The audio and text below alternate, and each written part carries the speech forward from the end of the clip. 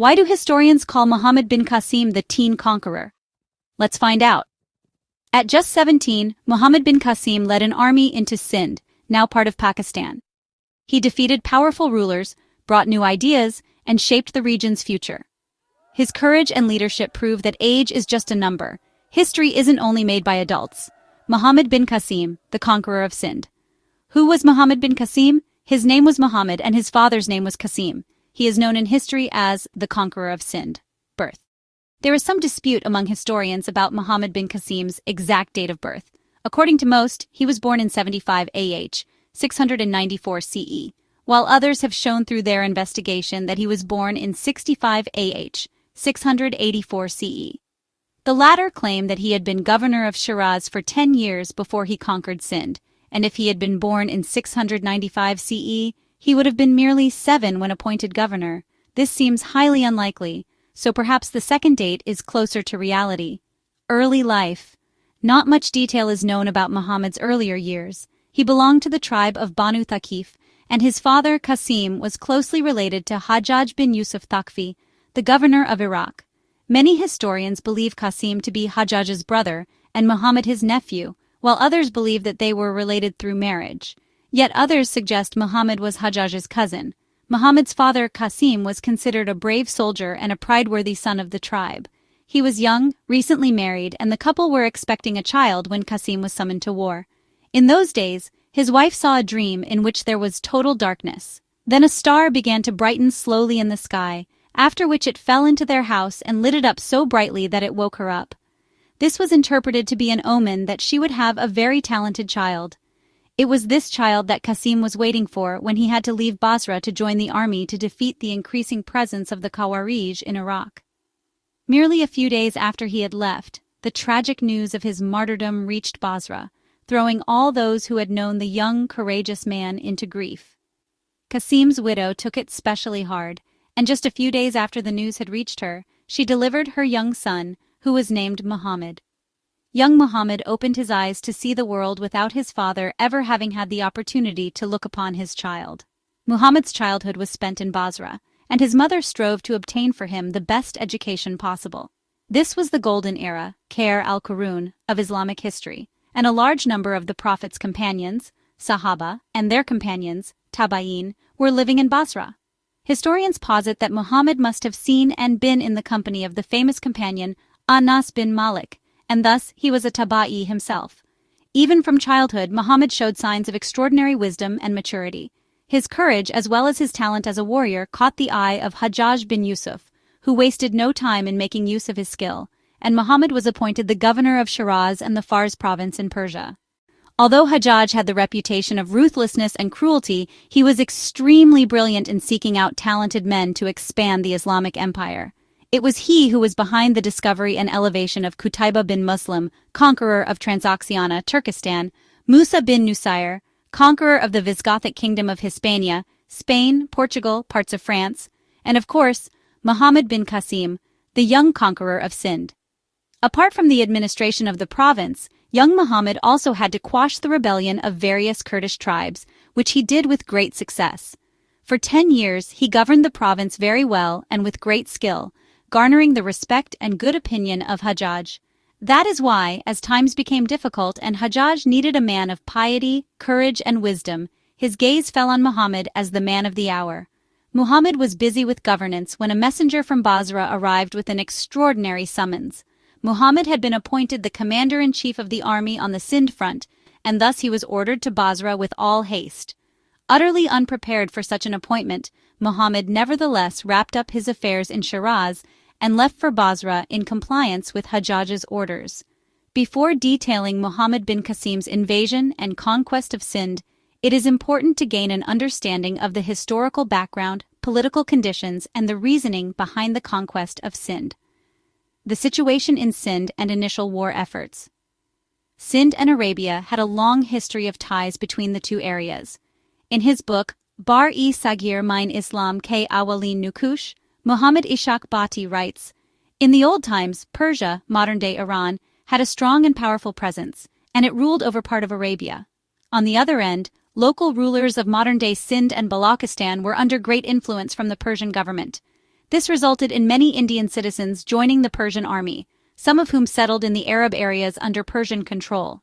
Therefore, there existed traders who brought Indian goods to trade in Arab cities and towns, thus sparking a trade connection between the subcontinent and Arabia, which grew slowly in size and prosperity. Trade and barter gave Indian and Arab merchants access to each other's markets. Indian coconut, black pepper, sandalwood, velvet, swords, and rice were among the most popular trade items in Arabia. This trade was usually done by the Jat people of India, who belonged mainly in Dibal and Makran, and some of which had settled in the coastal areas of Oman and Bahrain. The main trade route was naval, launching from the coast of Sind. The ships were therefore in constant danger of being set upon by pirates and robbers who knew what valuables these ships carried upon them.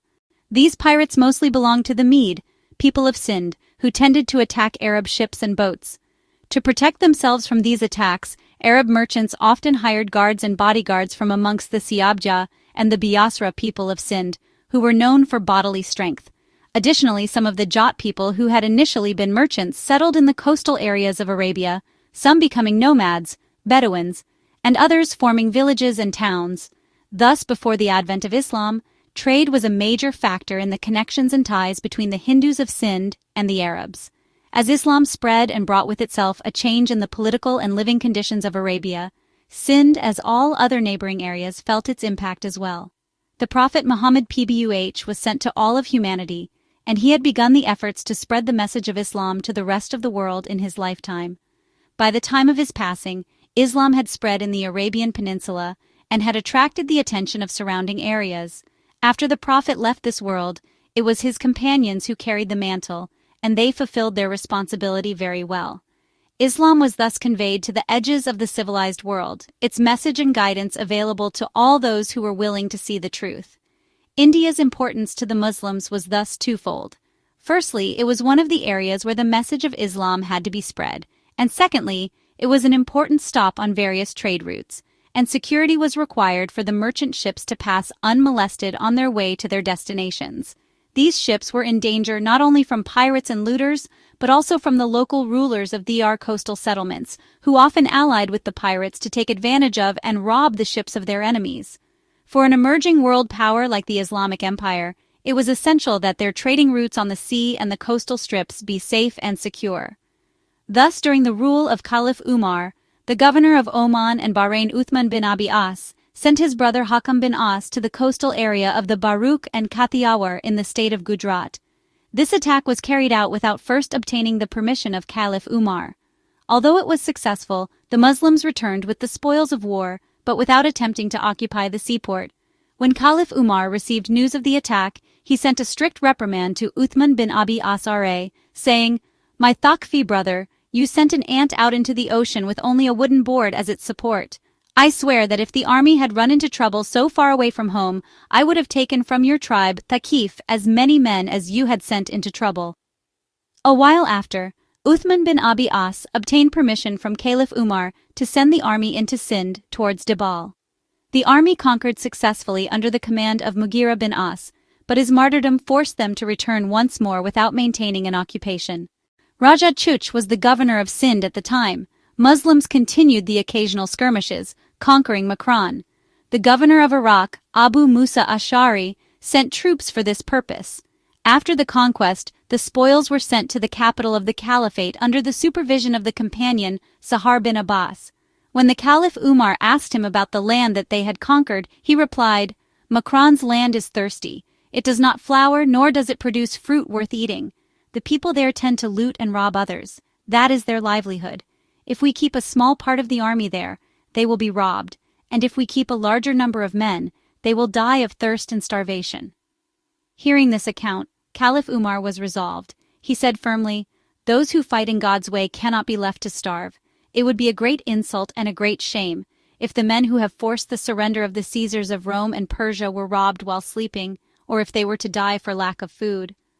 Therefore, a small part of Makran was kept under Muslim rule, and the idea of further expansion was abandoned. The same thing happened under the rule of Caliph Uthman, when he sent Hakim bin Jabla Abdi to India to scout for a potential military expedition. He gave the caliph the same advice that the companion Sahar had given Caliph Umar. Thus, the possibility of further expansion was discarded. Only some coastal strips remained under Muslim control so that their trade routes and ships could be secured. In the rule of Caliph Ali, the Muslim army advanced.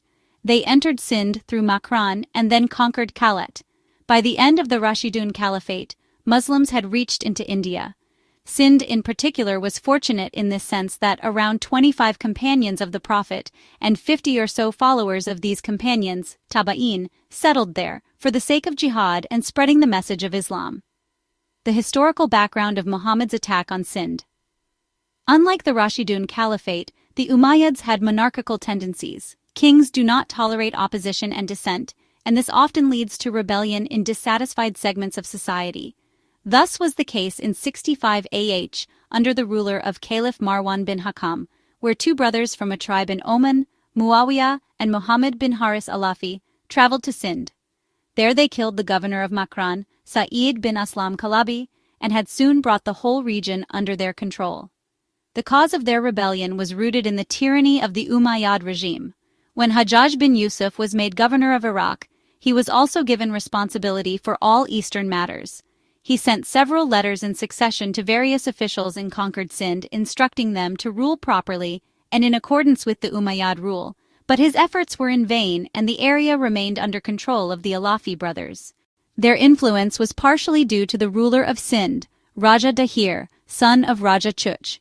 He ruled almost the entire area, with the exception of some coastal strips which were under Muslim control. Raja Dahir backed the Alafi brothers, because when the Raja of Ramal had attacked him, the Alafi brothers had helped him fight and win. He thus understood the utility they held and supported their control of Makran. Soon this area was teeming with rebels who had fled from the Umayyad dynasty, and they settled in the coastal areas of Sind and Makran. Hajjaj bin Yusuf was a strong ruler and a hard man. It was utterly unbearable for him to countenance that conspirators against the government should have a stronghold in neighboring countries, and that these countries should not only give them refuge, but also encourage rebellion and conspiracy in the Muslim world.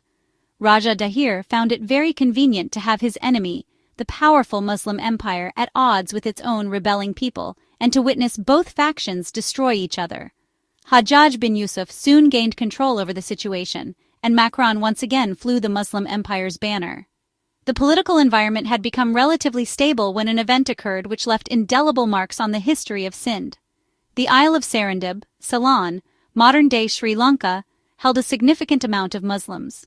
Some traveling merchants from the Muslim world had stopped here a while, and they liked the atmosphere and the friendly people enough to settle permanently. The ruler of Serendib wished for friendly relations with the Muslims, and was always on the lookout for opportunities to improve ties. Such an opportunity arose when an Arab man living there died, and the women and children of his family expressed a desire to return to their Arab homeland. Some merchants were also intending to visit the Arabian Peninsula for the sake of pilgrimage. When the ruler heard of the impending expedition, he decided to provide the ships for their travels, and offered some more boats laden with gifts to be sent to the Muslim caliph to gain his goodwill. These ships were traveling from Serendib towards the Persian Gulf when strong winds blew them off course onto the shores of Dibal. The pirates roaming the waters were always on the prowl, and they caught wind of the misfortune of these ships. Very quickly they made their presence known, and after looting the ships, they began attacking and capturing the travelers, most of whom were women and children. One of the Arab women belonging to the tribe Bani Yarbu began screaming out of fear, calling for the governor of Iraq to rescue her. "Oh Hajjaj, help me!" The pirates imprisoned the Muslims in Dibal according to one account, and in Error according to another. The matter soon came to Hajjaj's attention. He was also informed that the captives have reached Raja Dahir, and that the pirates have his full support and backing. When he heard that a daughter of Arabia had called for him by name, he was suffused by passionate anger. "Labaik, I am here," he cried in reply, and dictated a letter to Raja Dahir where he demanded the immediate return of the captives and the money that they had been robbed of, as well as a compensation amount for having captured innocent Muslims without provocation. When Hajjaj's messenger read out the letter in Raja Dahir's court, he calmly replied, "The people that robbed the ships are a majestic and strong people. It is very difficult to obtain back the wealth and people that they have taken. Sind's law does not apply to them." Raja Dahir wished to show from his reply that he carried no blame for the incident, nor did he have any interest or sympathy for the plight of the captives. Hajjaj had not expected such a reply.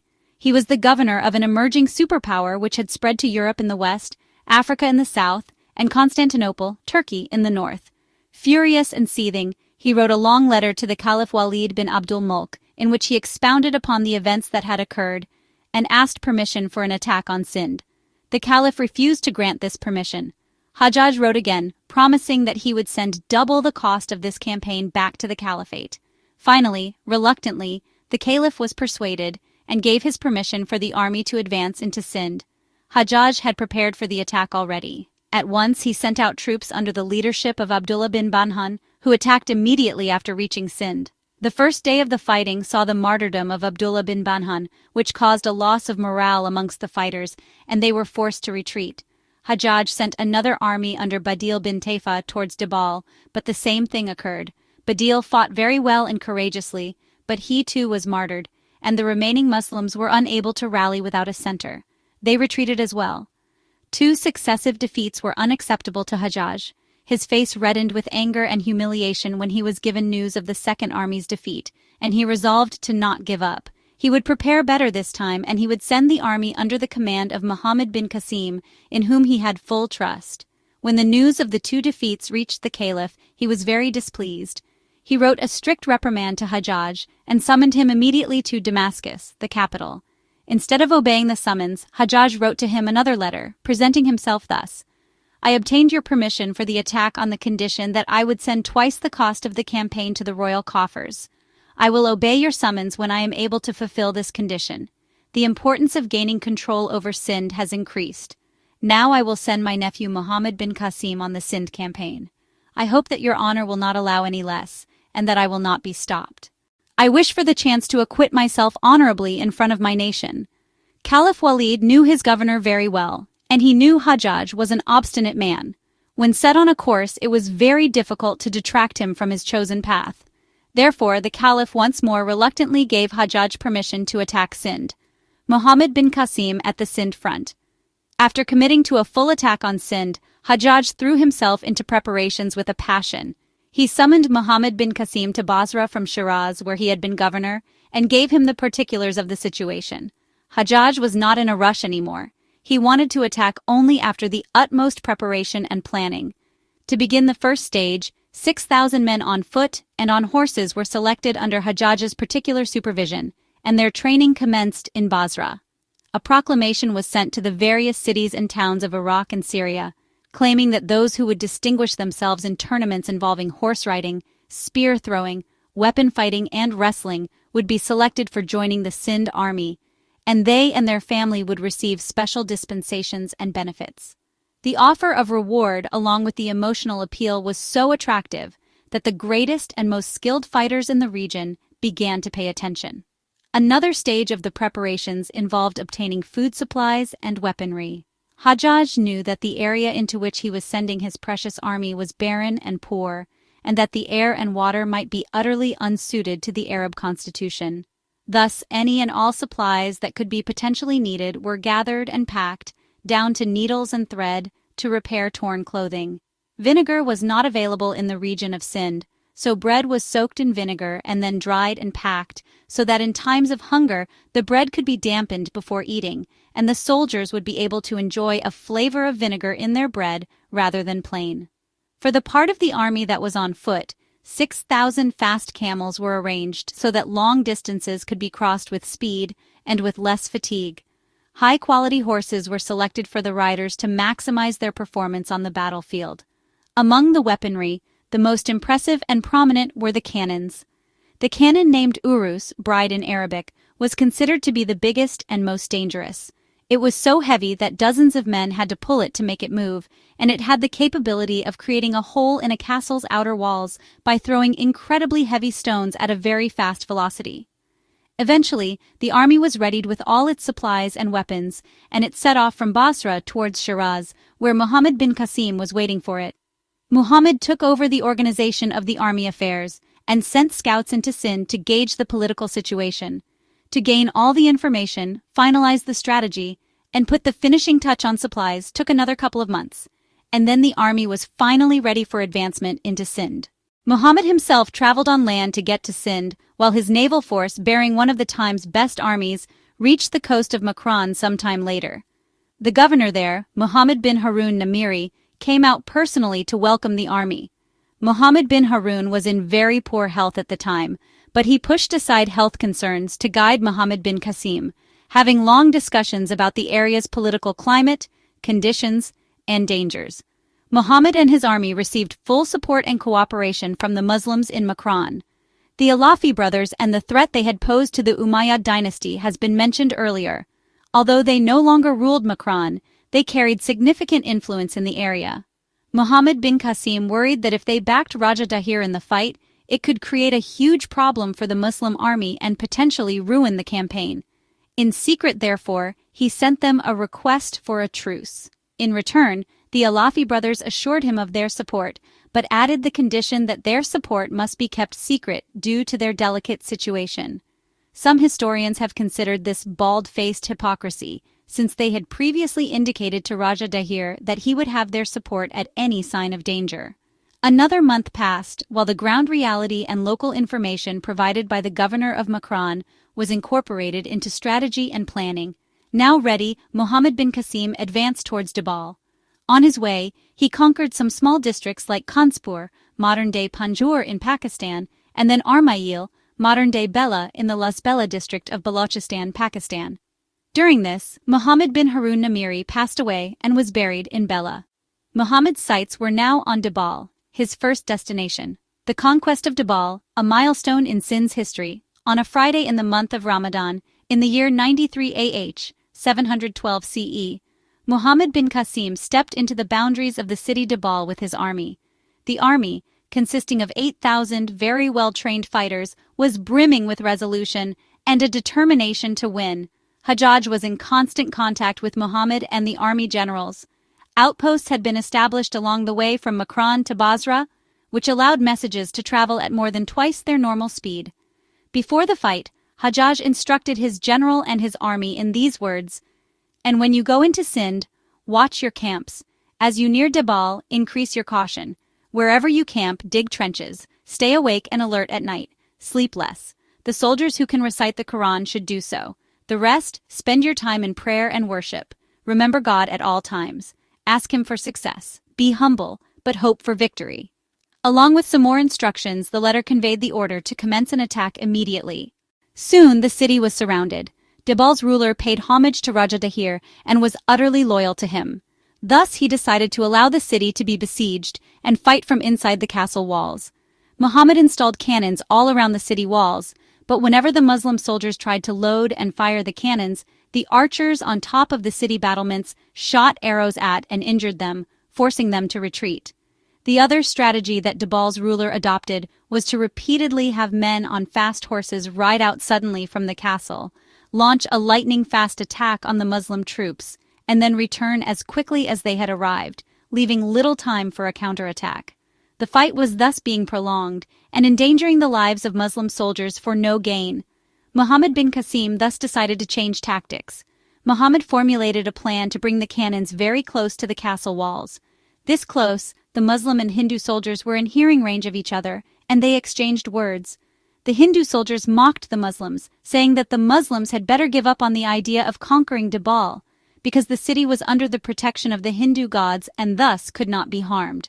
When these conversations were reported to Muhammad bin Qasim, he investigated further, finding that there was a huge shrine, called Dival, in the middle of Dibal city, and that the city had been named after the shrine, which later became Dibal. The people of the city were superstitious and utterly convinced of the omniscience and magnificence of their gods and their temple. The temple itself was a masterpiece of grandeur and resplendence, stunning all those who saw it. The domes in particular were majestic and eye-catching, visible from a large distance. The largest dome had a huge flag flying from a pole attached to its top. Whenever the wind blew, the large shadow that the flag cast vibrated and moved across the city, striking awe into the denizens of the city. According to historians, Muhammad bin Qasim, realizing the importance of the temple and the flag to the morale of the citizens, he decided to make it a potential target. This decision had three benefits. The citizens of the city would lose morale and be greatly affected psychologically if the flag or temple went down. Targeting the flag also meant less civilian casualties, which was always an important consideration to the Muslim army. Finally, the fall of the so-called all-powerful God's temple would help remove the superstitions of the people, exposing to them the truth of what they had been led to believe and inclining their hearts more towards the monotheistic message of Islam. To bring this idea to life, the cannon named Urus was chosen. A Syrian soldier named Ja'una Salmi, an excellent marksman, directed dozens of soldiers in aiming and firing the cannon at the flag on top of the biggest dome on the temple in the middle of the city. The cannonball hit its mark, and the dome collapsed amongst its rubble with a loud explosion. The flag came down, and the Muslim army raised a huge cry of Allahu Akbar. The situation was entirely unprecedented and totally unexpected for the castle's residents and soldiers. In great chaos and disorganization, they came out of the castle gates to attack, where the Muslim soldiers were lying in wait. The counterattack was so strong that the defending soldiers were forced to retreat back into castle walls, closing the gates. Inside, the city's residents were panicked and frightened. Using the chaos to their advantage, the Muslim soldiers threw lassoed ropes over the castle walls and began climbing. Sa'di bin Kazima had the honor of being the first man to reach the top of the castle wall. One by one, the other Muslim soldiers followed, and soon the castle gates had been opened and the Muslim army had flooded the city. Seeing the tide turn, the ruler of the city, Hakim Samni, had already fled for Hyderabad. Muhammad bin Qasim forbade anyone from harming the women, the children, and the elderly. Non-combatant civilians were not prosecuted. In fact, only a couple of the top army officials were put to death. A historical account suggests that this was when the Muslim prisoners were released from Dibal and sent back to Arabia under protection, while other historians have written that the Muslim prisoners were in reality in Raja Dahir's captivity and thus were only released after decisive victory. Dibal's conquest was the first big milestone in the campaign for Sindh. The spoils obtained from the city were grand. Several citizens also expressed an interest in learning about Islam, and many became Muslim. Muhammad bin Qasim supervised the building of a mosque in the city, then left some Muslims there to supervise education and administration, leaving with the rest for his next destination. Dibal was a majestic city of historical Sindh. Some people consider a castle on the Mount of Manora Island as the geographical location of Dibal, while others believe the area Dabeji, located 50 kilometers north of Karachi, as the more likely location. It is difficult now to determine the exact historical location of this grand city. When 1300 years ago, it was important enough to have Muhammad bin Qasim spend much time and effort conquering it before he continued on his campaign for Sindh. Raja Dahir's letter to Muhammad bin Qasim. After the conquest of Dibal, Raja Dahir's messenger brought a very threatening letter to Muhammad bin Qasim. An excerpt from his letter is as follows. This message is from Dahir, son of Chuk, the king of Sindh and a Raja of India. This letter is from Dahir, whose rule of law is obeyed by the rivers, the jungles, the deserts, and the mountains. This message is towards the young, inexperienced Arab general Muhammad bin Qasim, who is merciless in killing humans and greedy for material goods, and who has been a fool by throwing his army into death and destruction. After thus starting the letter, Raja Dahir warned Muhammad not to be too boastful about his victory in Dibal, because Dibal was a city of merchants, not warriors. If there had been even a single of his army generals there, not one of the Muslims would have survived. At the end of the letter, Raja Dahir announced his intention to send his son Jaisaya to fight Muhammad, not forgetting to mention that his army would have elephants, which he thought would pose a major problem for the Muslim army from Arabia. Muhammad sent his own letter in reply. It is too long to be quoted here, but suffice to say that he was not in the least intimidated by the arrogance or contempt that Raja Dahir's letter dripped with. He very clearly presented his position, saying, "I know that you have might, weapons, and elephants. You rely on them. Our power is less, and we have no elephants, but our greatest power lies in the trust we have in God, and His help and blessings that we carry with us." At the end, he mentioned his reasons for coming to India, writing, "It was your unfriendly actions that forced me to come here to teach you a lesson. I have invaded your country, not for the sake of conquest or to gain land and wealth, but to struggle in the way of God and to gain His pleasure." The conquest of Narun. After the conquest of Dibal and the arrangement of administrative affairs, Muhammad bin Qasim went on his way to Naroon, Hyderabad. This area is around 60 to 65 miles far from Dabal. Naroon's ruler, Sandar Shimni, paid tribute to Raja Dahir, but he was of the Buddhist inclination and therefore preferred to avoid war and conflict as much as possible. Most residents of Naroon were Buddhist as well. They did not care about Raja Dahir's rule, nor were they willing to die to defend his power. When Sandar Shimni heard the reports of Muhammad bin Qasim traveling in his direction, he came to the conclusion that it would be foolish to put the lives of his people in the path of danger. He had previously sent a message of goodwill to Hajjaj. Now, he was willing to pay tribute too. Raja Dahir had been informed of these developments, but he had not taken any decisive action immediately because coastal rulers often took such steps to protect themselves from local enemies. Seeing the change in currents, Raja Dahir could not find it prudent to rely on Sandar Shimni's loyalty towards him, and summoned him to court with several trumped-up excuses. These multiple summons left Sandar Shimni no choice, and he was forced to present himself to his ruler. Instead of sending him back with royal orders, Raja Dahir forcibly detained him at court. On the other hand, he sent his loyal people to Naroon to turn the opinions of the people in his favor. When Muhammad reached Naroon with his army, Sandar Shimni was trapped between his enemies, and the city was without a ruler and in the protection of guards. The army, apparently filled with Raja Dahir's supporters, refused to open the city gates. When Sandar Shimni heard of the ongoing tension in Error, he escaped quietly and snuck into Naroon. As soon as he was seen by the people, their spirits recovered. Raja Dahir's people subsided, and after taking his people into confidence, Sandar Shimni opened the gates for the Muslims. Sandar himself welcomed Muhammad and accompanied him into the city. Using his innate wisdom, Muhammad bin Qasim kept Sandar as the governor of the city, but appointed his own man as the sheriff. This strategy and the respectful treatment of the people impressed and amazed the citizens of Naroon. Thus, when Muhammad announced the building of a mosque in the city, the people were eager to contribute. Some troublemakers tried to turn the people against the Muslims, but they were caught red-handed and stopped. After arranging the administrative affairs of Naroon, Muhammad wrote a detailed letter to Hajjaj and obtained permission to advance further. History books say that when Hajjaj received this letter, he had just read another from the great general Qutayba bin Muslim Bali, telling him of the Muslim army's entry into the boundaries of China and the victories in the eastern areas of the land. Muhammad's letter bore the good tidings of a victory in Naroon. Both of his generals were asking permission to advance. Hajjaj sent the same reply to both of them. Move forward, as much as you can. Advance towards Siwistan. The next destination of the Muslims was Siwistan, modern-day Sewan Sharif.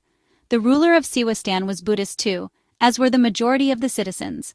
Having learned his lesson from Naroon, Raja Dahir deposed the local ruler at once, and sent his own nephew Bajai Ra'ai there in his place.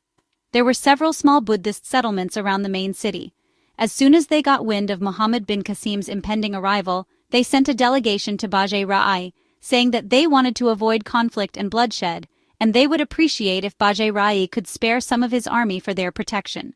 This request was viewed by much contempt by Bajai Ra'ai, who sent them away with a definite refusal. This same delegation now went to Muhammad bin Qasim, extending a hand in friendship, and offered to pay tribute in exchange for protection. Their offer was accepted by Muhammad, who agreed to take on the responsibility for their protection. The situation inside the city boundaries was no different. The people of the city conferred with each other and decided upon sending a delegation of Buddhist monks to Muhammad bin Qasim instead of to Bajai Ra'ai. When he heard, Bajai Ra'ai was incensed at the perceived treachery of his people.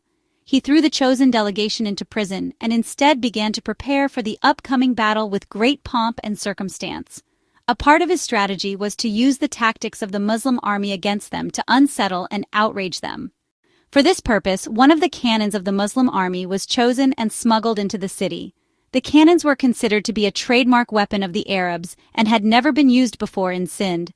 By the time the Muslims reached the city walls and surrounded them, the cannon they had lost was staring down at them from the castle wall, a slap in the face. Muhammad sensed the danger immediately. To allow the enemy to keep the cannon and reverse engineer more for their use would be disastrous. With this in mind, he took immediate action. The cannon Uruz was brought into the field once more, and with a single blast, the stolen cannon on the castle wall had been obliterated. The castle was very well fortified, and its walls appeared strong and impenetrable. it was apparent to Muhammad that to conquer this city would be no easy task. The enemies had engaged as soon as the Muslims arrived, and after heavy losses on the Indian side, they had retreated within the castle with the gates tightly sealed. Archers positioned on top of the castle battlements were raining down arrows on the Muslim army. When a few days had passed without a change in the standoff, Muhammad began to look for a new strategy. It so happened that one of the sympathizers from inside the castle indicated to Muhammad a position where the ground was a marsh and where pungent water always gathered. Both armies had been giving the area a wide berth because of that reason.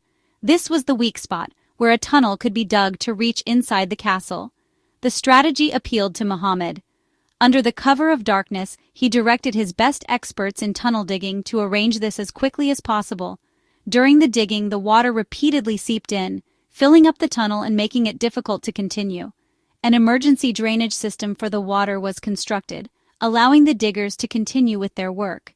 They were in a great hurry, because with the break of dawn, their cover would be exposed and their plan obvious for the world to see. Before morning had arrived, several Muslim soldiers had made their way inside the boundaries of the castle wall. As soon as they could, they launched an attack on the guards manning the castle gates, who were totally unprepared for an attack from within. The courageous soldiers defeated the slight resistance that they faced with the utmost ease and threw open the gates. The Muslim army waiting outside flooded in at once, throwing the castle guards and soldiers into chaos and anarchy. Hearing the sounds of battle cries and the clashing of swords, Bajai Rai realized what had happened and fled from the castle. Siwistan had been conquered, and the Muslim flag flew proudly from atop the castle. According to Muslim conventions in war times, Muhammad treated the non-combatants of the city with gentleness and compassion. Some of the prisoners of war and army generals were punished. The tax introduced was set at a small amount so as not to impose upon the people. Hajjaj was sent a detailed letter about the victory, setting out an overview of the battle, the number of casualties and injured, an account of the spoils, and the administration of the area. Sending a fifth of the spoils to the caliphate's treasury, Muhammad set his sights upon Sisum, the ruler of which had granted refuge to Bajai Ra'ai. Muhammad bin Qasim in Sisum was the biggest stronghold in the area of Bodhia. Historians suggest it was located somewhere around Lake Manchar in modern-day Pakistan. The ruler here, Kaka, much like the majority of his citizens, was also Buddhist. According to the teachings of his religion, he was also against conflict and war, but ever since he had given refuge to Bajai Rai, the former ruler had been whispering in his area, inciting him to fight to defend his country from these barbaric invaders. He assured the Sisum ruler that he and the few soldiers that had escaped with him would support him in his endeavors. His insistence even took him to announce that he would conduct military training within the citadel. Some people from the Yat tribe had also arrived to meet with Raja Kaka, ready to fight the Muslims and offer their cooperation in case of war. The Jat tribe was considered to be fierce, and they were famous for their warrior skills and for being willing to die to defend their honor and country. Taking advantage of their reputation, Bajai Rai succeeded in persuading Raja Kaka to make a stand against the Muslims. The Jats planned to attack Muslims under the cover of darkness when they would be sleeping. Raja Kaka, on the say-so of Bajai Rai, selected 1,000 talented men from his army to accompany them. A lot of preparations were required before the mission could take place. The Pandits were asked which hour would be the blessed hour for attacking, and according to Hindu traditions, an innocent person was killed as a sacrifice to please the gods and increase chances of victory. After all this, a company of around 1,800 men, including the Jats, Bajai Rai's soldiers, and Raja Kaka's soldiers, left in the dark of the night to surprise the Muslim army camp with an attack. Bajai Rai and Raja Kaka spent that night in agonizing suspense, waiting to hear the good news of the defeat of Muhammad bin Qasim and his army. Muhammad and his army were camped a few miles away, unaware of the conspiracy and spending the night in prayer and worship. They had been ordered to do so by Hajjaj, and it was part of a Muslim army's routine in any case. The night passed by uneventfully, and after dawn prayers, Muhammad received the news that an attack had been planned for last night, but that it never came to pass. Apparently, the Yat soldiers and Raja Kaka's men had returned defeated after spending the night wandering around, looking for the Muslim army campsite. Although their scouts had pinpointed their exact location earlier, the darkness of the night had confused them totally and protected the unsuspecting Muslims. When Raja Kaka received back his embarrassed men, humiliation and anger overtook him completely. Flatly, he told Bajai Rai that he would not be a part of this conflict any longer, and he would atone for his earlier foolishness by saving his people from any further bloodshed. He ordered Bajai Rai to leave, now convinced that the Muslim army matched the description detailed in their ancient texts of the conquering army that would one day overtake the land. He sent a truce offering to Muhammad bin Qasim and assured him of his cooperation and obedience. Muhammad gladly accepted the peace offering with generous terms and conditions. Judging the Raja to be sincere in his intentions, Muhammad retained him as the local ruler in a ceremony. Bajai Rai, on the other hand, had not yet given up. He visited the nearby tribes and their leaders, inciting them to violence and rebellion against the change in leadership, using the success of the Muslims to ignite their passions. He was somewhat successful in his efforts, and rebellion broke out in surrounding areas which Raja Kaka was unable to quell despite his best efforts. Muhammad bin Qasim was eventually forced to send some of his representatives to bring the rebellion under control. After a few skirmishes, Bajai Rai was killed by his own supporters, and the entire area came under Muslim control. After the Muslim victory, some of the local leaders expressed an interest in converting to the new religion.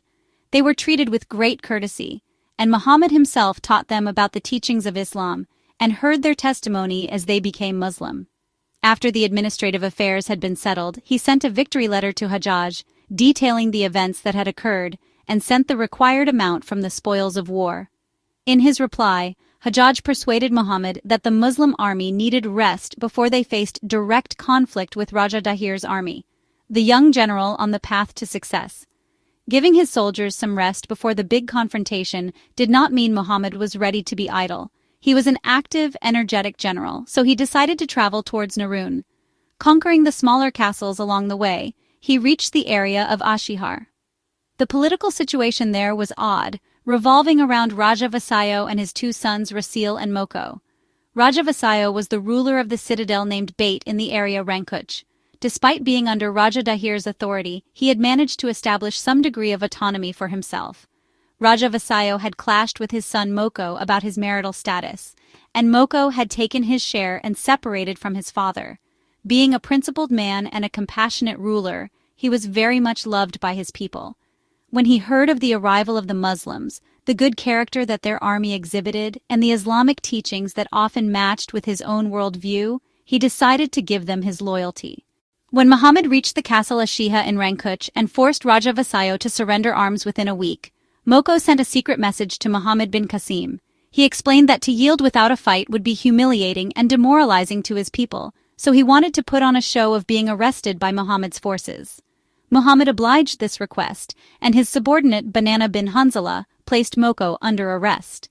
As traditional, Muhammad treated him with respect and courtesy, and appointed him as his representative rule of the whole citadel of Bait. Having conquered the surrounding areas, Muhammad now wanted to deal with his original enemy. Raja Dahir too was seething after the numerous defeats of his appointed rulers, and he was eager to confront Muhammad himself, Raja Dahir, a cornered lion. In Aror, his seat of power, Raja Dahir could be compared to a wounded lion, roaring with anger and frustration, but helpless to change his situation. When Muhammad bin Qasim had first stepped into Sind, he had barely paid any attention. Muslims had tried before to enter Sind, and the coastal strips that they had brought under control had been enough for them. He had believed that even if Muhammad had the audacity to advance further, one of his numerous Rajas with their armies would stop and defeat him before he got too far. His alarm only rose when Muhammad succeeded in conquering one area after the other, only to begin advancing towards his own center of power. This time he himself would enter the field, having realized that his rule of Sind was in actual danger. The last and decisive battle seemed to be at hand. Before the fight, according to Islamic tradition, Muhammad sent two of his special representatives to Raja Dahir's court to ensure all other venues had been exhausted. Maulana Islami and Sheikh Shami were the two he chose to send as a delegation. Maulana Islami was a local citizen from the city of Debal. He had embraced Islam at the hand of Muhammad after the conquest of his city. He had then thrown himself into learning the teachings and traditions of Islam from the Muslims stationed there, astonishing them with the depth of the knowledge he was able to gain in such a short while. Muhammad bin Qasim had given him the title Maulana Islami for his dedication to the religion and to gaining and understanding knowledge. Sheikh Shami, on the other hand, was a confidant of Muhammad and an eloquent and persuasive speaker. These representatives stepped into the court of Raja Dahir boldly and without any trace of fear, under the protection of 20 spearmen on horses. Raja Dahir was incensed at this perceived lack of courtesy and disrespect. His voice cracked like a whip in the silent room as he said, "Perhaps you have not been taught the etiquettes of entering the court of a king." In reply, Maulana Islami said in the local dialect, "We know only the etiquettes of entering the court of God." This reply only infuriated Raja Dahir further. "You were our servant. You know very well that you should bow in the presence of your king." Maulana Islami replied, "When I was your servant, I did bow to you. Now that I am a Muslim, I understand that the only entity deserving to be bowed to is God. Your way is wrong. I come to show you the right path, because that is what Islam has done for me." This was beyond the pale to the king. "If killing a messenger was not against all traditions, I would have you beheaded on the spot," he said, spitting with anger. In answer to this threat, Sheikh Shami asked Maulana Islami to convey in the local tongue the sentiment that if you had us killed, it would not be a big loss to the Muslim army, but you would have to pay a heavy price for our blood. This reply served only to boil the king's blood further, but he had enough control over himself not to explode, biting out, "Say what you have come to say and leave." The messenger said, "Our general asks if you will cross the river to our side, or if we should cross the river to yours. He also says that whoever crosses the river, the other should allow him to cross in peace." Consulting with his advisors, Raja Dahir decided that the Muslims should cross the river. The messengers left, leaving the Raja in great turmoil and anxiety. He could see his control slipping, could almost taste the danger in the air. He gave the orders for the war preparations to be intensified. The citizens were already nervous about the incoming army, having heard enough tales of their daring and victories to have some idea about how this was going to play out. The religious priests dedicated their days and nights to prayers of victory and triumph over the Muslims. Offerings and sacrifices were made to various gods. The fear and dread had permeated every level of society, and this now appeared to be a war between two religions, a period of trials. On one side of the battle, Raja Dahir was absorbed in the preparations for war, while on the other, Muhammad bin Qasim was also fully invested in ensuring victory in the upcoming battle. After the open challenge to Raja Dahir had been ensued, a trial awaited the Muslims. The horses that the Muslim army had brought with them happened to graze upon some grass that turned out to be poisonous. Soon, the horses had become weak, falling ill, and then eventually dying. Within a couple of days, there had been a massive amount of deaths. This was highly worrying. An army without horses against an army on horses and elephants stood very little chance of success. Indeed, it would be a slaughterhouse. Muhammad was restless and worried, his nights sleepless. He stayed up late worshipping God and praying for a solution and a victory. An answer to the problem had not yet been found when reports of an uprising in Sisum reached Muhammad. The young general refused to panic, instead reacting with the utmost calm and composure. He sent an experienced officer of his army, Muhammad bin Musab, along with 100 riders and 200 men on foot to Sisum, to get there as fast as possible and ensure that it stayed under Muslim occupation. Muhammad had wanted to keep the news of the horses falling sick as quiet as possible, but his intentions were foiled, and Raja Dahir's scouts sent him the good news that the Muslim army was in trouble. Raja Dahir immediately sent Muhammad a message saying that he still had time for a retreat before his army was trampled by the elephants the Indians had as part of theirs. Muhammad's reply to this threat was hard and uncowed, along the lines of, "If I were to return, I would take your head with me." Muhammad's approach and impression had been so bold and undaunted from the beginning that Raja Dahir could not help but feel apprehensive. He took no immediate advantage of the news and refrained from attacking the Muslims just then. The situation soon took a turn for the better. The news arrived from Sisum that the city had been freed from the rebels, while Hajjaj had sent 2,000 refreshed horses and a vet to aid the Muslim army. In addition, he had also sent dried cotton that had been soaked in vinegar, with instructions to soak them in water and then give that water to the horses before they feed. This was meant to help them recover from the poison that was making them so ill. In his letter, Hajjaj also gave the command to commence attack as soon as the horses were well recovered. Muhammad obeyed these instructions, setting off as soon as the horses were better once more. Raja Dahir's army was already camped on the eastern bank of the Indus River. It was now up to the Muslims to cross the river to the other side, the bridge of ships. It was no easy feat to arrange for a large army and their supplies and weapons to cross the river. The enemy held a strong, favorable position on the other bank, and their archers stood at the ready to cut down as much of the Muslim army as they could while they crossed the river one by one. Muhammad came up with a unique solution to this dilemma. He chose a part of the river which was narrow, but where the water was relatively deep. A large amount of boats were obtained from Moko, who had by now become a staunch ally of the Muslims. Each boat was then attached to thick, heavy rope, and this rope was used to bind the boats to each other. In the darkness of the night, some of the Muslim soldiers were sent to cross the river, taking with them the other end of the rope, which was then tied to heavy linchpins at the other bank. The boats on the Muslim side of the river were thus bound to each other, and also to the linchpins at the other side of the river. Muslim soldiers gently pushed the boats into the river. Raja Dahir's army was astonished at the spectacle the next day. A long, odd bridge, made of boats, stretched from the east to the west, drifting towards the other end of the river. The boats held ready archers who were prepared to return any volley of arrows with their own. In the twinkling of an eye, the entire army, consisting of thousands of men, camels, horses, and heavy weaponry, had succeeded in crossing the river. Utterly bewildered, the enemy army watched helplessly, unable to stop them crossing safely, and soon the Muslims had reached the other side. As soon as they had disembarked, they found Raja Dahir's son, Jai Singh, some accounts suggest his name was Jai Singh, ready for an immediate confrontation. Muhammad appointed some of his officials to lead the battle.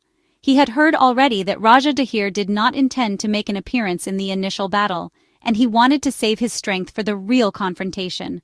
The battle that followed was bloody. Jai Singh was eventually defeated and forced to flee from the battlefield. Over 90% of his army had been destroyed, and over 5,000 enemy corpses littered the field. Muslim losses, on the other hand, were minor. Historical reports suggest a count as low as 100 martyrs in that battle, the decisive battle. The Ramadan moon for the year 93 AH had been sighted. Raja Dahir was waiting for a decisive battle with the Muslims, camped somewhere in Auror. He had waited particularly for the month of Ramadan to initiate the battle, because the lack of food and the intensity of heat would weaken the Muslim fighters and throw them off their game. His battle strategy also focused on spreading the Muslims thin and exhausting them. He wanted to send in his various companies at different times so that as the Muslims tired, refreshed soldiers would attack them and force them on the defensive once more. When Raja Dahir's army assembled in front of the Muslims, it presented a glorious, impressive sight. Raja Dahir was accompanied by an army of 40,000 men, including a big faction of warriors known for their prowess in battle. His army also involved 27 dangerous elephants, with daggers tied to their trunks and their bodies protected by armor. A stately ceremony took place as Raja Dahir personally mounted the most impressive elephant, with the priests singing their holy songs.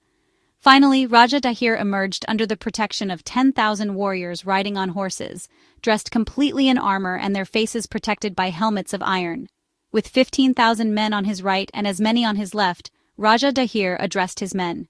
He encouraged them to forget the past victories of the Muslims and to banish any awe they may feel for the opposing army. In the end, he said with great passion, "Islam will not enter Sind as long as I draw breath. If we do not stop this religion here, it will spread throughout this country, and its impurity will sweep our children away with it."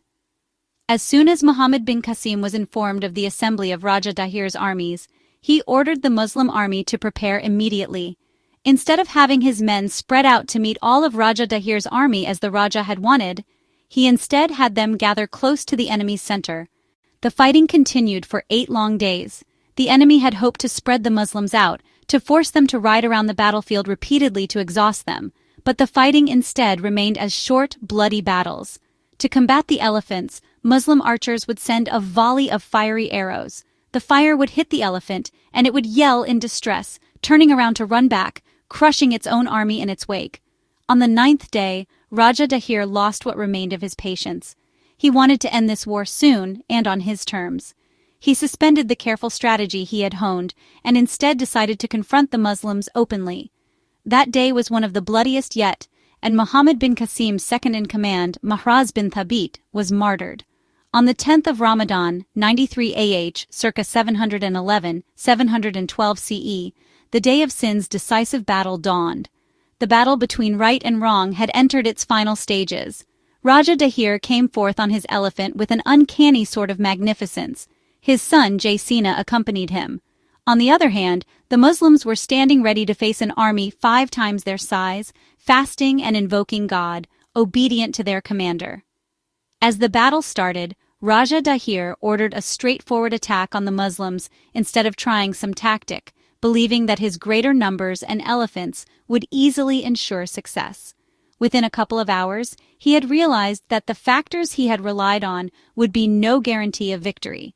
To stop the backward retreat of his army, he decided to enter the battlefield personally, accompanied by a reserve of his men who had not yet been tired out by fighting.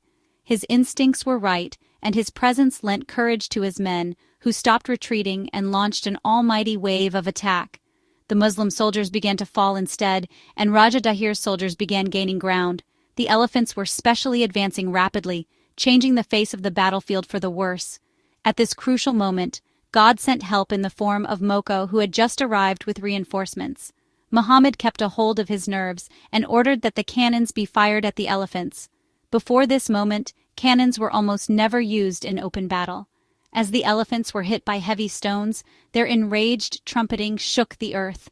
That, accompanied by the blasts from the cannons, the screams from the injured and dying, the clashing of the swords, and the dust from the hooves of the horses, created such a scene as would make the bravest man tremble. In the chaos, some Muslim soldiers informed Muhammad that the stones being fired at the elephants were hurting Muslim soldiers as well. Muhammad thus ordered fiery arrows to once again be fired at the elephants instead of the stones, but the stones had done their work. The majority of the elephants, now panicked and hurt, turned around and stampeded back, trampling on their own army in the process. The retreat of the elephants struck fear and terror in the hearts of the soldiers, demoralizing them once more. As Raja Dahir saw the tide turn once more in favor of the Muslims, he became crazed. He rode his elephant into the very center of the battlefield, demonstrating great skill and valor as he cut down his enemies with fervor. A company of Muslim soldiers had been stalking the Raja for a while without much success. Now they began to make their way towards him, firing fiery arrows directly at the elephant. One such arrow landed on the seat on top of the elephant, which was made of silk, and caught fire immediately. Panicking, the elephant stampeded towards the nearest lake to put out the fire and began to pour water on itself. This had the effect of isolating Raja Dahir from the protection of his army. Realizing his position, he jumped from the back of the elephant and began to swim across the lake. He had not gone far when the Muslim company in search of him spotted him. Despite being surrounded, he continued to fight them alone until the soldier Qasim bin Thalaba of the tribe Bani Tay lunged for a strike at his throat which hit home, and he died. Soon after Raja Dahir disappeared from the battlefield, the fighting ended. When the 11th of Ramadan dawned, it brought with itself the good tidings of victory for the Muslims. Raja Dahir's remaining army had fled and was attempting to take refuge in the castle of Error, but they were ultimately unsuccessful. Muhammad bin Qasim had been smart enough to instruct some of his own men to flee alongside the retreating army to prevent him having to lay siege to another castle. Raja Dahir's corpse was identified by a priest who had taken advantage of the chaos of the battle to hurriedly bury him in muddy ground. He now wanted to bargain for his life in return for indicating the location of the dead king. The king's head was cut off as a lesson against arrogance, and it was sent along with the spoils of war to Hajjaj, along with the news of the great victory. When the messenger arrived with all the details of the victory, Hajjaj's happiness was palpable. Along with a long letter, he sent all the spoils to the court of the caliph to be entered into the treasury. At one end, Muslims were thanking God for the victory he had given them and spending their days in worship as Ramadan demands. On the other end, Raja Dahir's son Jaysina was in Brahmanabad, writing to all his relatives and to the captains of the guards, reminding them of their duty and honor. The big battle of Sindh had been won, but the last embers of the opposition still burned, ready to spark into flame, the conquest of Beror and Delila. It was important to conquer the castle of Beror before Brahmanabad could be attacked. The castle contained a large amount of soldiers along with the men who had fled from the earlier battle. As the Muslims laid siege to the castle, the soldiers inside put up a valiant defense. Whatever tactic was used to defeat them, they found a way around it and kept up the defense. Finally, Muhammad ordered that the cannons should be fired at nighttime and fiery arrows should be fired inside the city walls. Hindus are famously superstitious, believing in signs and omens. Seeing glowing fireballs coming their way in the darkness of the night sowed confusion and terror, and the rumor spread that the Muslims were using magic to set fire to the houses in the city.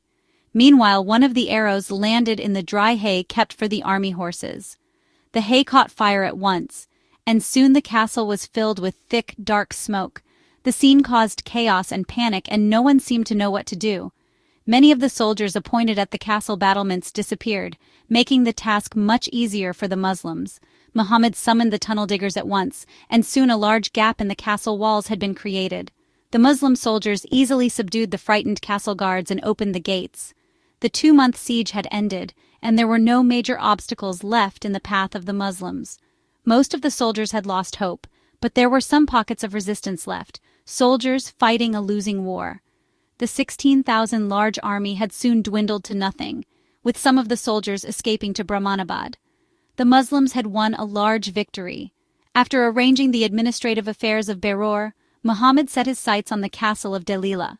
The castle was filled with army soldiers. All the civilian population had abandoned their houses. After a siege that lasted around 2 months, peppered with short skirmishes, the soldiers in the castle surrendered. They put away their arms and weaponry, donned civilian clothing, and walked out of the castle chanting mournful poetry. The Muslim army took over the castle and populated it once more. At this occasion, Raja Dahir's wise advisor Sisakar demonstrated his allegiance to his new rulers, and according to one historical narration, presented the Arab women and children who had been held captive elsewhere all these months.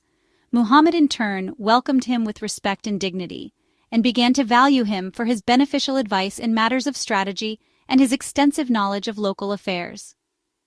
Brahmanabad, a difficult conflict. An army of 40,000 bloodthirsty men awaited the Muslims inside Brahmanabad. Jaisina had gathered almost all remaining Hindu resistance in Sindh within this stronghold, and the numbers grew every day. When the Muslim army reached Brahmanabad under the command of Muhammad bin Qasim, they found that they had to fight on 2 fronts. Outside the castle, Jaisina's army attacked the Muslim camps at night and destroyed their supply lines and food stores, leading to a loss of life and resources. On the other hand, the army shut up inside the castle would burst out unexpectedly and attack the Muslims in a short battle before retreating back inside. The Muslims were not faring too well against this 2-pronged assault, so with the advice of Moko, Muhammad sent a portion of his army to confront Jaisina's army directly.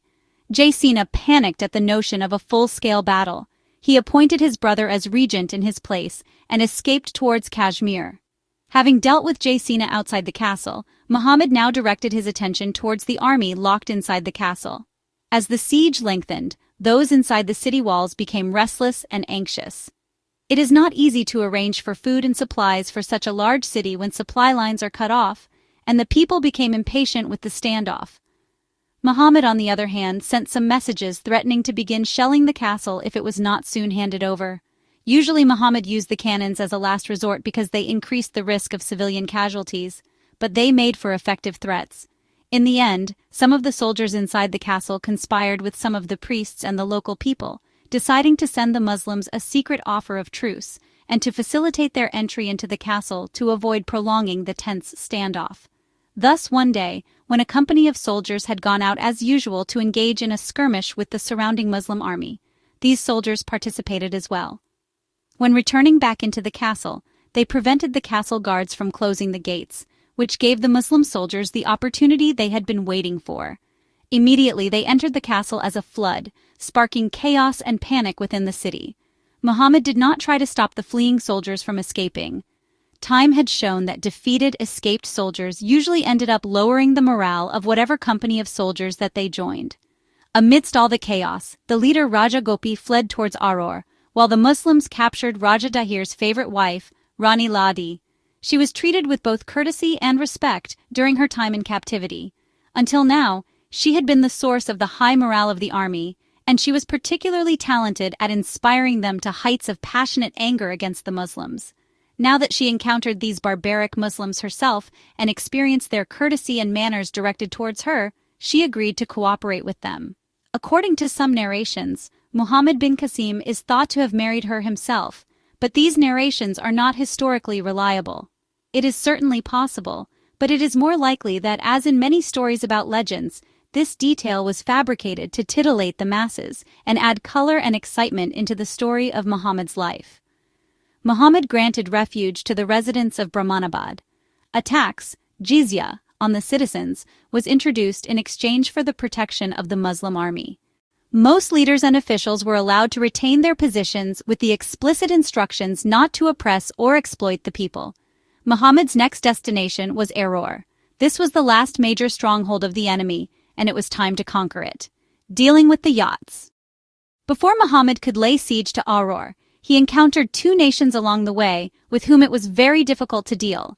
The people of the tribes of Sama and Lakha were widely considered to be wild and savage. Their occupation was robbery and looting. Raja Dahir had often used them to his advantage, but after being angered at one occasion, he had decreed a strict punishment. The people of the tribe were not allowed to dress whatever way they pleased, nor could they cover their heads or feet. They were allowed to cover their body with a single sheet or blanket, and that's it. They weren't even allowed to saddle their horses. In addition, they were strictly commanded to keep to their piece of land, so that if someone had to venture out of the city, they had to be accompanied by a dog so they could be recognized. Their delegation presented themselves to Muhammad bin Qasim in order to swear allegiance, singing and playing to a strange tune. Rather bewildered on how to proceed, Muhammad conferred with Hajjaj before coming to a decision. He neither granted them a full pardon, nor did he deal with them harshly. The locals had repeatedly told him that these tribal people were very unreliable and untrustworthy, and that their criminal factions were not in anyone's control. Muhammad bin Qasim, however, did not like the idea of collective punishment for the whole tribe because of the crimes of a group of people. He allowed them to maintain their leaders, and he repealed the decree that had forbidden them from wearing what clothes they chose to wear. He made it clear that they would have to prove that they were indeed worthy of being treated with respect and dignity. The leaders of the yachts were very much impressed by Muhammad and his treatment of them. They solemnly swore to uphold their vows and promises, and left to go back to their people. The conquest of Error's situation was different from the rest. Geographically speaking, it was close to the bank of the Indus River and was a lush, green, beautiful place. Its ruins still exist, almost 4 miles near the city of Rory. The priests in the city had conspired with Raja Dahir's son Gopi and planned to spread the rumor that Raja Dahir was actually alive and would arrive soon with a large army to vanquish the Muslims. Raja Dahir's wife, Rani Mai, was in the castle as well, and she was in on the plan. Thus the scheme was implemented with great care. Raja Dahir's impending arrival was the talk of the day, and the people were high-spirited and determined as they awaited the battle. Muhammad had been here a month, and he had come to the conclusion that the people of the castle would not yield as long as they believed Raja Dahir to still be alive. He did not want to have a direct, prolonged battle with the denizens of the castle because he knew it would be bloody and would result in an unnecessary loss of life. Thus, he summoned Rani Ladi, who was in the custody of Muslims, and told her that he intends to fire his cannons towards the castle. If she wished to save the lives of her people, she should go near the castle walls and identify herself, and announce to the people that Raja Dahir has indeed died. Rani Ladi did as she was instructed, but the people had placed such hopes in the thought of Raja Dahir's impending arrival that they were reluctant to believe her, and cursed her instead for appearing to have switched sides. Around this time, a strange event occurred which sowed doubt in the hearts of the people of Auror. The most famous witch Jogni, who lived in the area, appeared one morning in an extraordinary manner and began predicting the victory of the Muslims. She had been predicting it ever since Muslims had first entered Sind, but her prophecies had mostly been dismissed as ramblings. Now that victory looked a lot more plausible, alongside her sudden appearance, the people in the castle became nervous and frightened. Rani Ladi's assurances of Raja Dahir's death became much more believable, and they began to wonder why Raja Dahir hadn't yet arrived with reinforcements if he was still alive. Rumors flew through the city like wildfire. Gopi sensed that the common people and the army officials all seemed to have lost hope of success, so he decided to cut his losses and run. When Muhammad heard that Gopi had escaped, he ordered his army to cry Allahu Akbar as a psychological tactic. Sure enough, Gopi's escape, followed by the heart-stopping cries of the Muslim army proclaiming God's greatness, were too much for the people. They opened the castle gates and conveyed their desire for a truce. Muhammad bin Qasim granted safety to the residents of Auror. He treated them with compassion and respect, promising that their temples would remain untouched.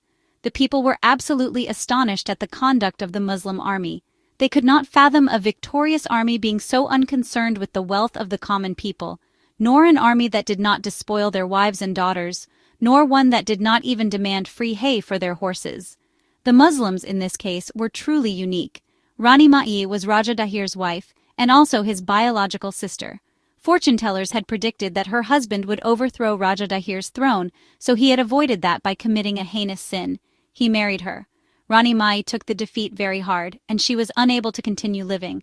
Along with her handmaidens, she committed suicide. Not all of Raja Dahir's relatives reacted that way. His cousin Raja Kaksa was the ruler of Patia. Witnessing how the Muslims conducted themselves, he was sufficiently impressed by them that he agreed to give them his allegiance. Muhammad appointed him as his representative in the area and retained him as the leader of Patia. The other conquests. Muhammad next headed to Iskalandar, where a relatively large army had amassed. For around a week they resisted strongly, but after they had lost over 4,000 men and the castle was under constant fire from the cannons, the ruler Raja Sera escaped along with the top priests and the treasures. Those left in the castle surrendered their arms and waved the flag of peace. The next destination of the Muslims was Succa, near the city of Multan. The army of Succa did not fight from behind castle walls. After a long day of bloody battle, the army would retreat to the castle after sunset. The Muslim casualty count was rising. 3 of Muhammad's brave generals and 17 army officials had been martyred. Greatly grieved, he sent repeated messages to the castle, asking them to lay down arms. After 17 days of useless fighting had passed without result, he exclaimed in a fit of passionate anger, "I will obliterate this city!" As it happened, the enemy's attack was weak the very next day. Muslims took advantage of this, pushing the army back into the castle and entering the castle gates themselves. The army soon surrendered themselves. The reason behind their weakness was that the ruler of the castle, Bajra, had escaped with his family last night. Muhammad, for the first time since he had entered Sind, dealt harshly with the city. The population was imprisoned, and the structure of the castle was reduced to rubble. Multan is conquered. Now Muhammad was faced with the great city of Multan, across the river Chenab. At the time, a lot of current-day Punjab was actually included in Sind. The ruler of Multan was Raja Korsia, Raja Korya Singh, according to some narrations, who was Raja Dahir's nephew. The tired Muslim army camped a short distance away from the castle, filled with invigorated and revenge-hungry men. Enemy troops would ride out of the castle, launch a fast attack, and return as quickly as they had arrived. The situation went on for around 2 months, with both sides suffering heavy losses. Muslims were at a disadvantage because their supplies had run out, until they were forced to slaughter the pack animals to consume as food. The Muslim soldiers showed great patience, but soon matters had come to starvation. A Multani prisoner, sick of hunger, betrayed his people on the condition of being given more food and gave the Muslims some information that could prove very useful. He told them the location of a lake that supplied water to the castle. The Muslims found this lake and cut off the route from the castle to the water. This created a very odd dilemma. The Muslims were hungry and the Multanis were thirsty.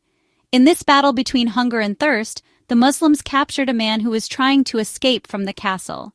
After being arrested, he offered to tell them a valuable secret if the Muslims agreed to open the water supply once more. The secret was that the ruler of the castle had fled, and Bajra was leading the army. He also indicated to them a portion of the castle walls that was weaker than the rest. Muslims fired cannons targeting that particular portion of the castle walls and created a huge opening in the castle's defenses. The people of the city surrendered, and as promised, Muhammad reopened the water supply. The conquest of Multan sealed the Muslims' victory over the whole area. Muslims also found huge amounts of treasure from Multan. According to one narration, one of the priests told the Muslims the address of the location of an ancient treasure. while according to another tradition, the biggest source of the spoils was a Buddhist center with a secret stockpiling of gold. After Muhammad finished arranging the administrative affairs of the city, he wrote a detailed letter to Hajjaj as usual, describing the details of the battle and the wealth that had been found. He also wrote that Hajjaj had now fulfilled the promise that he had made to the caliph a while ago, that he would send back twice the cost of the campaign to the royal treasury as spoils of the war. After receiving this letter, Hajjaj did not stay alive for too long. Even after news of his death reached Muhammad, he did not stop his efforts. He first won the allegiance of Sorath, then Kara, then defeated Raja Dohar of Kairaj in a great battle. He was now ruler of modern-day Sindh, a big part of modern Punjab, and some areas of Kashmir. Around this time, Caliph Walid passed away as well, and his brother Sulayman bin Abdul Malik became the new caliph of the Muslim nation. In the month of Jamadi US Sani, in the year 96 AH, Muhammad was fully absorbed in his third year of the campaign when a messenger from the new caliph reached him with a message: a glorious beginning, a tragic end. The message said that the new caliph removed Muhammad bin Qasim from his position as the head of the Muslim army and commanded him to surrender to arrest. The background of such an order was that Caliph Sulayman had harbored a severe resentment against Hajjaj. Hajjaj had advised Caliph Walid to appoint his son Abdul Aziz as the heir to the caliphate instead of his brother Sulayman. In addition, Hajjaj was in many ways an unlikable man, and his harshness and cruelty towards people was common knowledge. Sulayman bore such hatred for Hajjaj that as soon as he had assumed the mantle of leadership, he ordered the unseating, arresting, and summoning to Damascus of all Hajjaj's relatives or leaders that he had personally chosen and advanced in his lifetime.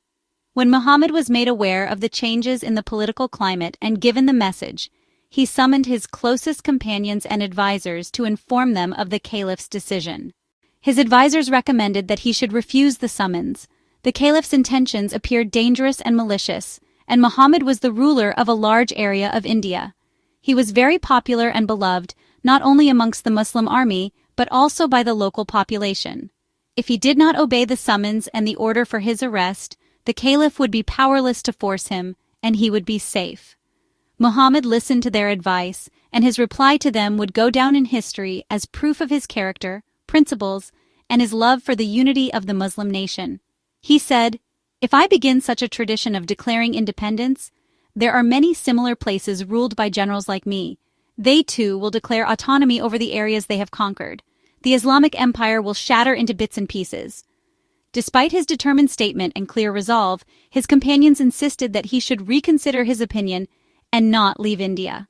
Muhammad, however, surrendered himself to arrest, saying, "The caliphate is the legacy left by the Prophet Muhammad SAW. I cannot disobey him."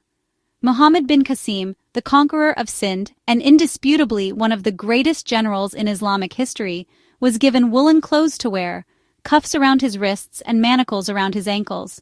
He was taken to Damascus as a prisoner, where he was kept captive and given over to people whose relatives had suffered by Hajjaj's hand. He was made the victim of revenge for crimes he had not even committed, and the torture he faced was too damaging to his body.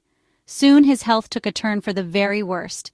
In the last moments of his life he murmured, "Woe to the passing of time, how treacherous it is to honorable men."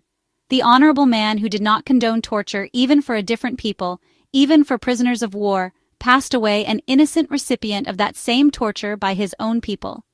Muhammad left the world after a short yet beautiful life, but the generations of Muslims who have lived in the subcontinent from then till now owe him a heavy debt of gratitude that they will never be able to repay. His praiseworthy character and personal traits. Historians agree that Muhammad was a courageous, wise, and watchful commander. In his personal life, he was considered to be pious, soft-spoken, and mature by those who knew him. He was well loved by those under his command, but also by the people of the lands that he conquered. He rose from Debal like a storm which swept away in its wake Multan, Gujarat, Kathiawar, and the surrounding areas, leaving Raja Dahir and his arrogance in the dust left in his wake.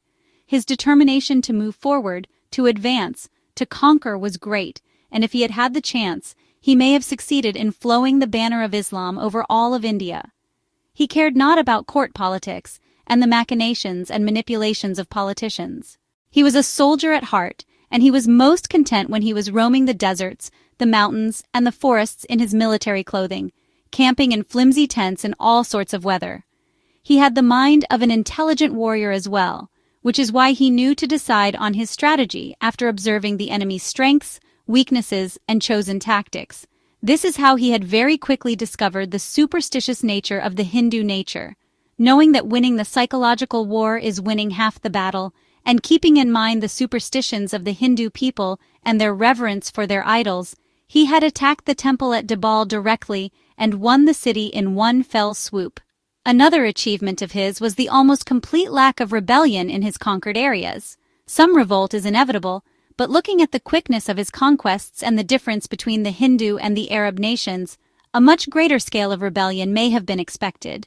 One reason for this was that he always treated the common people with kindness and compassion, while another was his conciliatory nature.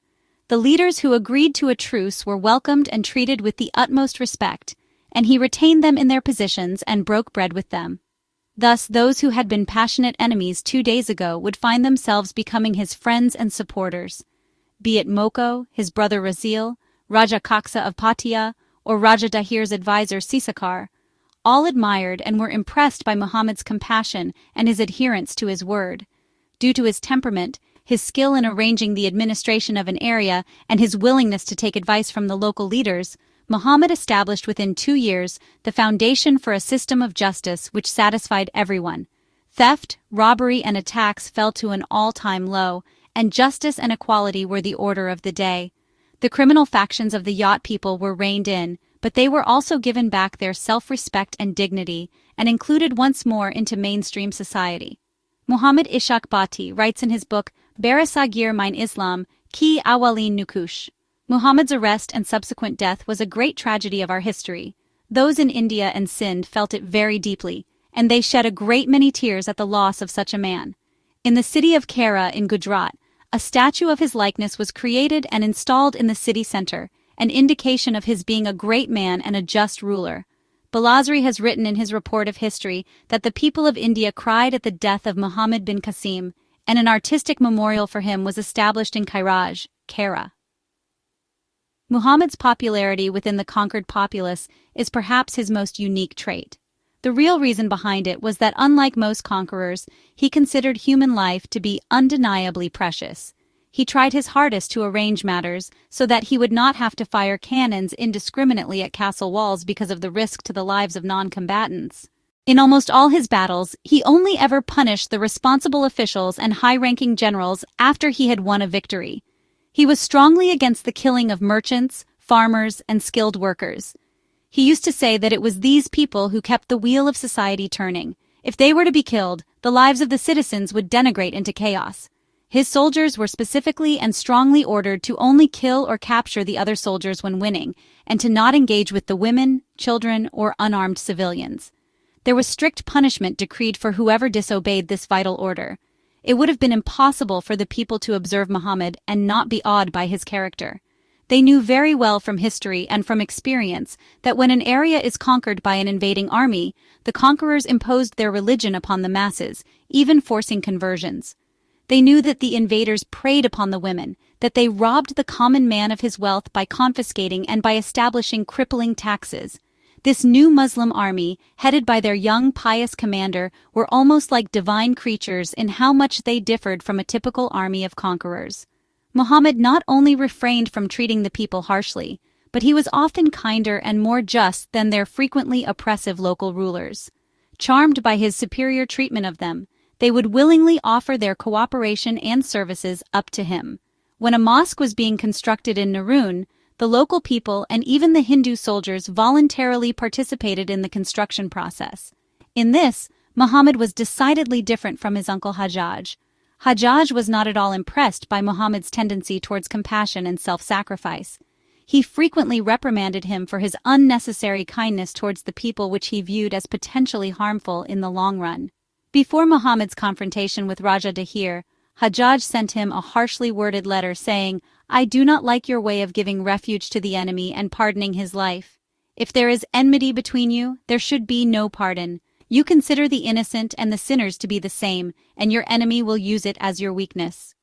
Muhammad understood this point very well, but he did not believe in crossing lines just to take revenge from his enemies. If someone's treachery was proven, however, he was unforgiving.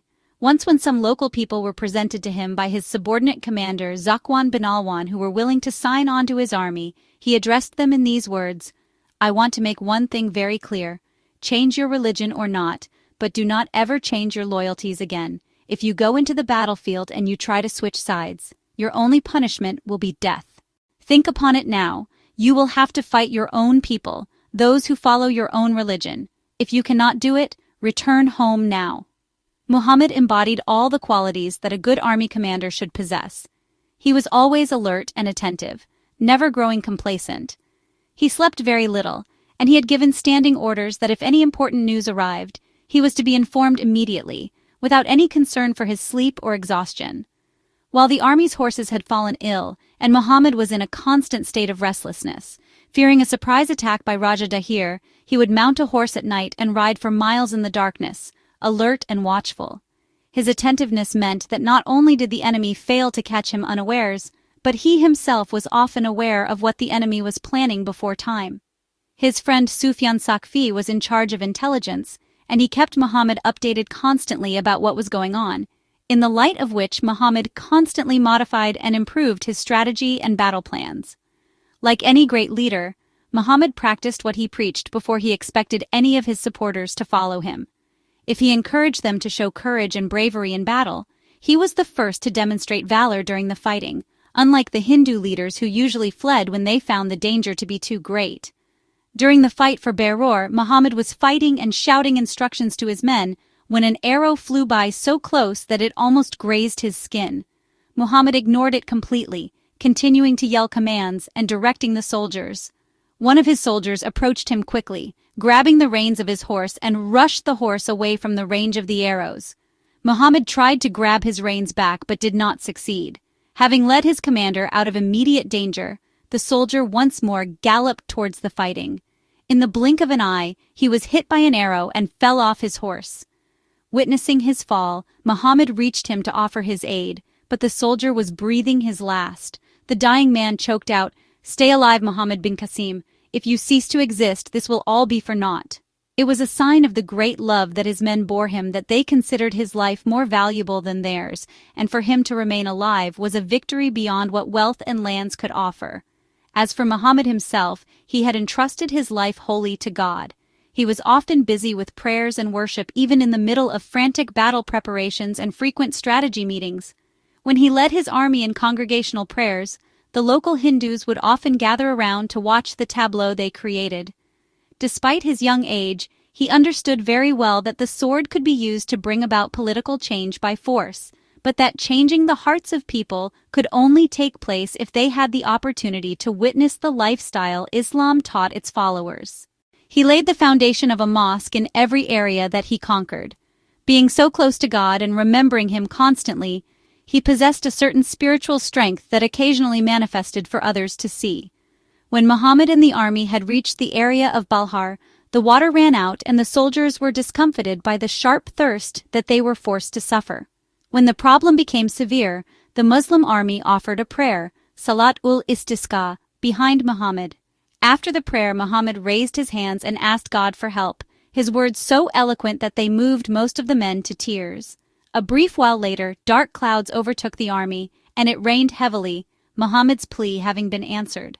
Hajjaj was above Muhammad in the chain of command, and Muhammad answered to him in regards to his army and exploits. Sitting thousands of miles away, he had nevertheless kept a large amount of control in his hands and made all the big decisions. Despite Hajjaj being a touchy man who could turn against others at the smallest provocation, Muhammad kept him placated and never provided an occasion for complaint. After every victory, he faithfully and responsibly sent the exact amount of booty agreed upon. The most ancient and reliable historical text about the history of Sind, the Chuknama, describes in detail the letters that Hajjaj had written to Muhammad on various occasions. Although they are mostly written in a paternal and approving tone, there are several occasions where he grows commanding, even harshly reprimanding. Muhammad did not grow arrogant or egotistic, even after the numerous victories he had won or the glory he had achieved for his nation. He remained intensely loyal to the caliphate, even when Caliph Sulayman ordered his arrest without giving an excuse and for no reason other than an enmity against another person.